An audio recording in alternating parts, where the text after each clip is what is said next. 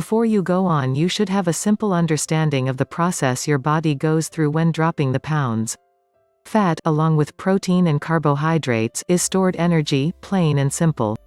Calories are the unit that is used to measure the potential energy in said fats, carbs, and proteins. Your body will convert fat to usable energy through a series of chemical processes, and any excess energy, calories, that you don't need will be stored away. To lose weight, you must expend more energy, or calories, than you take in. When you are using more than you taking in, your body draws on stored fat to convert it to energy, which makes the fat cells shrink. It doesn't disappear, it simply changes form, like water to steam. While this is the basic process, you also have to take into account genetic and environmental factors. How well the above process takes place does vary from person to person. 1. Cinnamon tea. Blood sugar has a direct impact on your weight as it affects how hungry and how energetic you are. If you have energy, you're much more likely to exercise. If your blood sugar is balanced, you are less likely to have a disproportionately large appetite, and your body will be more apt to use fat energy rather than storing it. While debate about its effectiveness drags on, more and more preliminary studies are coming out showing that cinnamon can help manage blood sugar levels, so why not whip up a spicy cinnamon tea? You will need 1 teaspoon of ground cinnamon, 1 cinnamon stick, 8 ounces of fresh water. Directions. Place the cinnamon in a mug and cover with 8 ounces of boiling water. Steep for 15 minutes before straining. Drinking 1 to 2 times a day. 2. Green tea and ginger.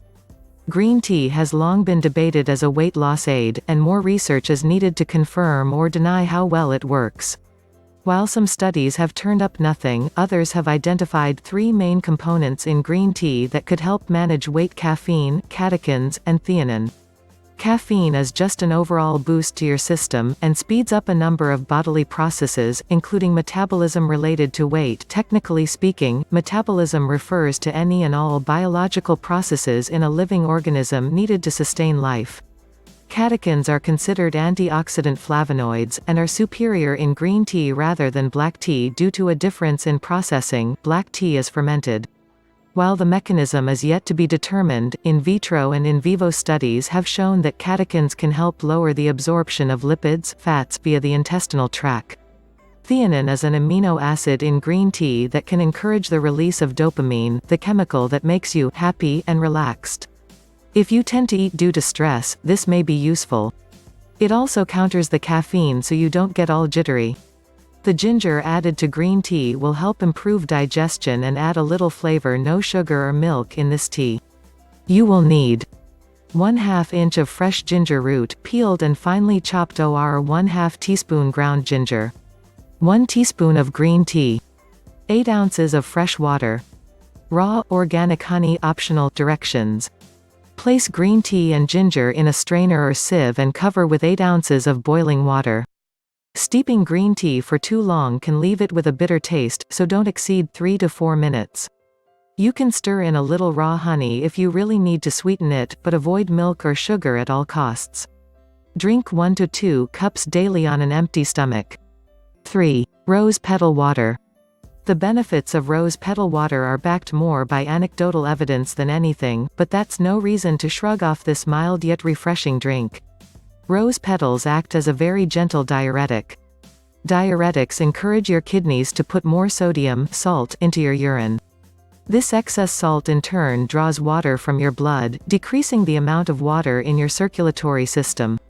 This is not permanent weight loss, just water weight, but the action encourages you to drink more and keep your system flushed, clean and hydrated. Staying hydrated, believe it or not, can be hugely beneficial to losing weight. You will need handful of fresh or dried rose petals. Distilled water, roughly 1 to 2 cups. A pot with a tightly fitting lid. Note, be sure, especially if using fresh rose petals, that they have not been treated with any sort of chemical, insecticides, pesticides, herbicides, fertilizers, etc. Directions. Place the pot on the stove, put in the rose petals, and add just enough distilled water to completely cover them. If some float to the top, it's not a big deal. Cover the pot with a tightly fitting lid and simmer until the petals lose most of their color, about 15 to 20 minutes.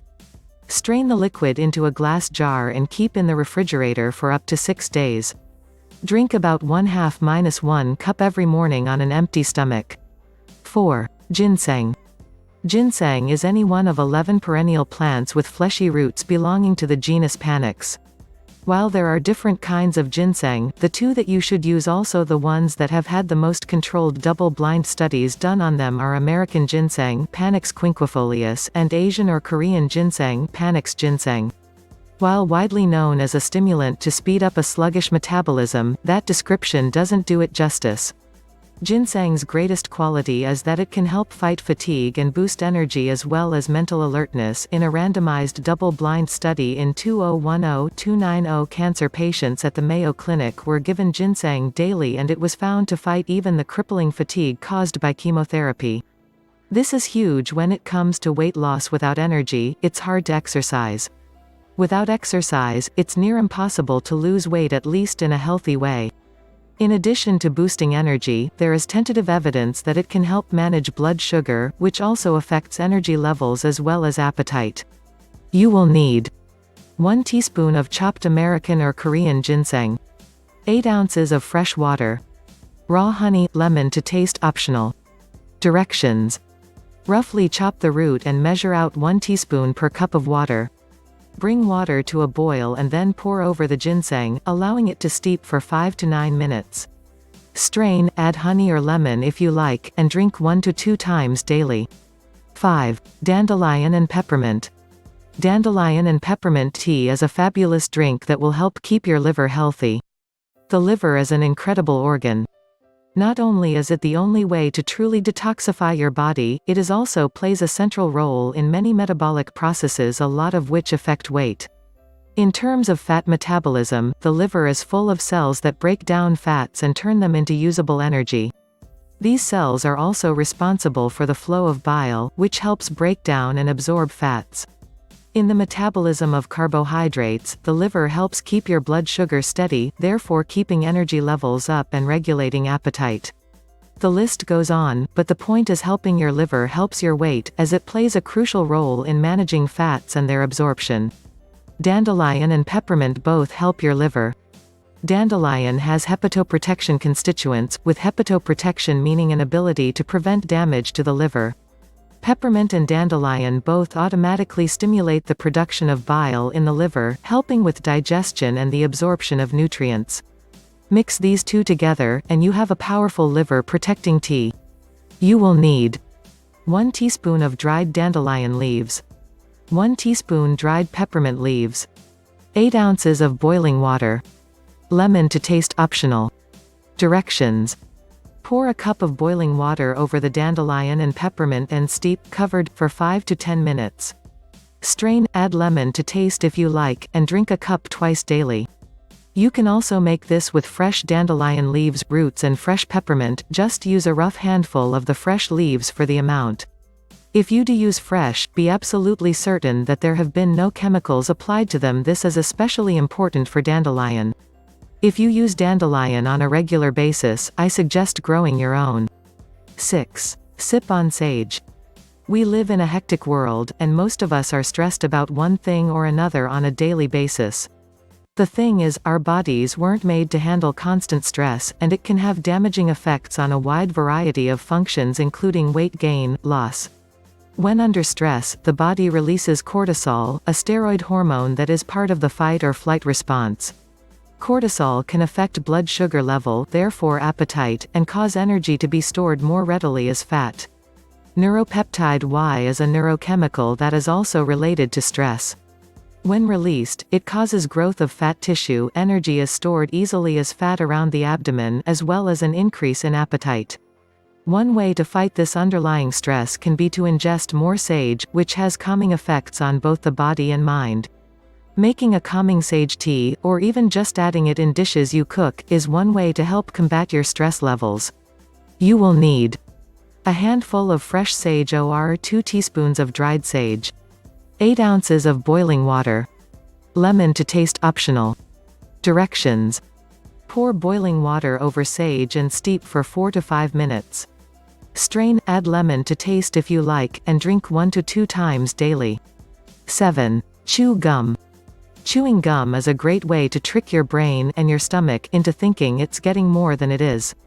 The flavor of the gum reduces appetite and curbs the urge to snack on something unhealthy, and also stimulates the flow of saliva, whose enzymes help break down starches and fats. You will need 1 piece of natural sugar-free gum. Directions. When you feel the need to start munching, pop in a piece of gum instead. 8. Have a routine and stick to it. Having a routine is, in my opinion, in the top 3 most important things you can do to lose weight, right up there with exercise and diet. If you don't stick to a routine, you won't see results, and you'll be discouraged.